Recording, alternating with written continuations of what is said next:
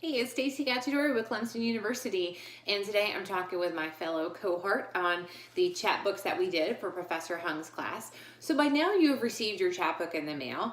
I have a QR code in the chapbook, which hopefully you have scanned, and that is what has led you to this video here today. I thought it would be fun to have an interactive component in the book, so that's what this video is all about.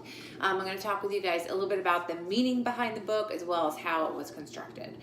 So let's start off by saying we created 10 books for Professor Hung's class, each of us did. The chapbook theme was hypertext. So what I wanted to articulate through my particular chapbook with the theme of hypertext, my kind of sub-theme is alone together.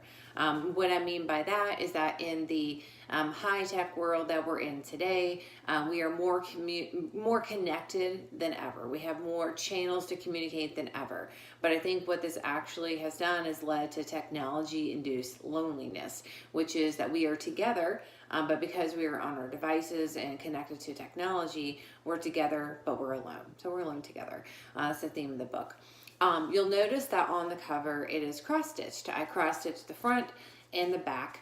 And the reason why I did that is I wanted to show this juxtaposition between HTML code, which is the newer form of communication. Some may argue HTML is dead, but it's behind the website. So I wanted to show kind of the new technological way of communicating, kind of the hidden way of communicating through computers, and provide a juxtaposition with kind of the old handicraft of cross-stitching, which is really not prominent today. You don't see too many people cross-stitching. It's not a prominent craft or hobby, and certainly not really useful.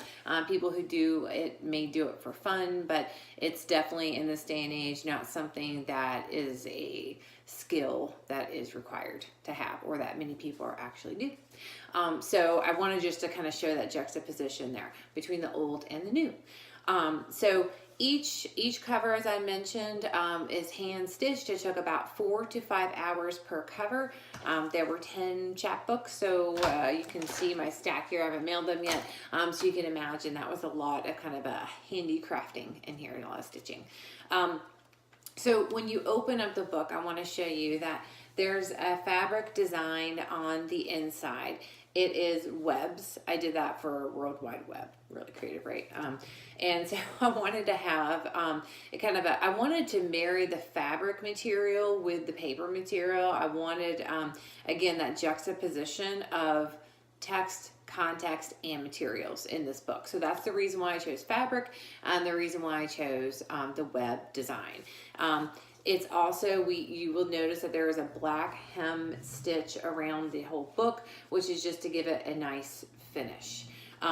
The books are also hand stitched as far as the construction goes. I was able to look up kind of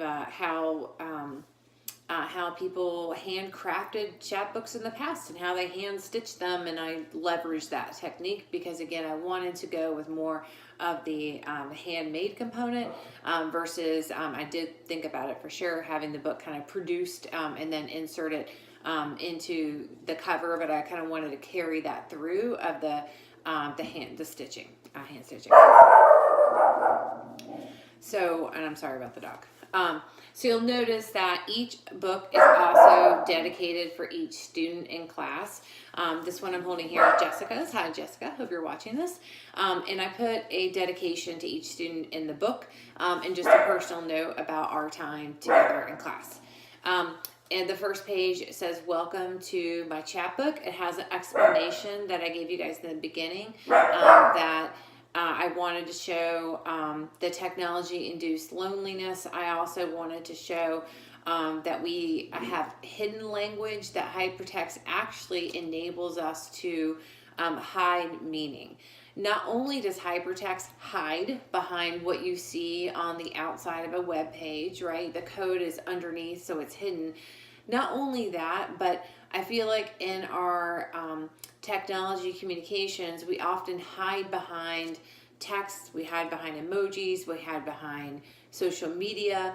none of us are really showing kind of our true selves or saying what we really mean. I think this technology-induced world also enables a lot of kind of hidden meanings and hidden self. And so I wanted to show that here.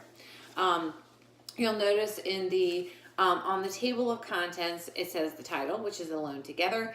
I have a picture of two children, kind of their backs to each other on their devices to show that theme of alone together. Those are my kids, by the way. And then we get into the book. I also want to show you that with this particular design, this looks like kind of the old school WordPress design. I hand crafted this particular graphic with lines and boxes and arrows and you know, got old icons, you know, looked up, you know, old WordPress icons. So I handcrafted this particular visual and input my text into the visual because, again, I wanted to bring kind of that 90s hypertext feel to this whole book. So that's why you'll see the old school WordPress theme. If you're old enough to remember WordPress, it's really sucked. Wrote a poem called Alone Together. You can read that in the book. I'm not going to read it to you, but you can see that's kind of the theme and how I feel about things, about how we're, again, hiding behind our text and are we saying what we mean.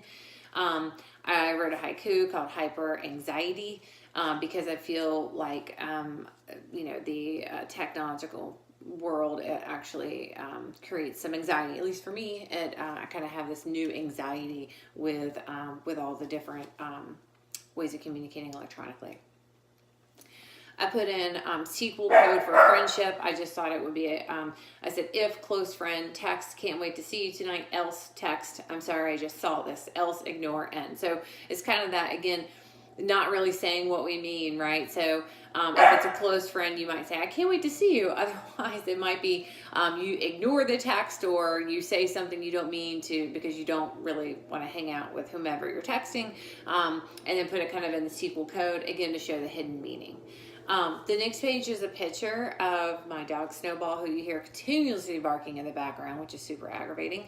And I put life on Instagram and in real life because, and it's like a really super cute picture on Instagram. And then her real self, this is actually a picture of her recently. She has a crate. She loves it. It looks like she's in a cage. I promise you, she loves it. It's her safe place. But so I wanted to show the images that we put out on social media obviously aren't our true selves, right? I mean, it's us at our best. It's our highlight reel. What we are in real life, we don't show. Again, it's that hidden self. And then I wanted to say, not every hidden text hides a meaning. Sometimes it reveals. And because I wanted to, again, kind of show that contrast, you'll notice I put a picture of books and then a Kindle. In your Kindle book, you can highlight words and double click and it will bring you to the definition in the dictionary. And I think that's pretty cool that we actually have access to all this information. I mean, I find when I'm reading a hard copy book now, like I want to click, I want to zoom in, I want the context, the background information. I want to be able to say, hey Siri, what does that mean? And we can't do that kind of with our older school materials, but we can now. So not everything that's hidden is bad. That's what I wanted to share. Then I wrote the binary code for Alone Together. I handcrafted these little envelopes, which you'll see in here. And I wanted to show, again, the hidden messaging in text. The passive aggressive way to say I'm mad. So you can go into your little envelope and pull out, and I have a K. Isn't that like when you get that back when you're texting someone and they just send you K? Doesn't that, like, it's kind of irritating, right? Like you could send this long text and then they respond back with like one letter. It's like, you know, they're aggravated at you. So that's what I was trying to get through there.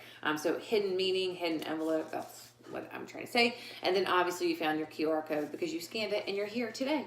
So I hope you enjoyed the chapbook. I hope this helped give you a good explanation of why it was crafted the way it was. I'd love to hear what you think. So please feel free to reach out to me and let me know your thoughts. Thanks so much.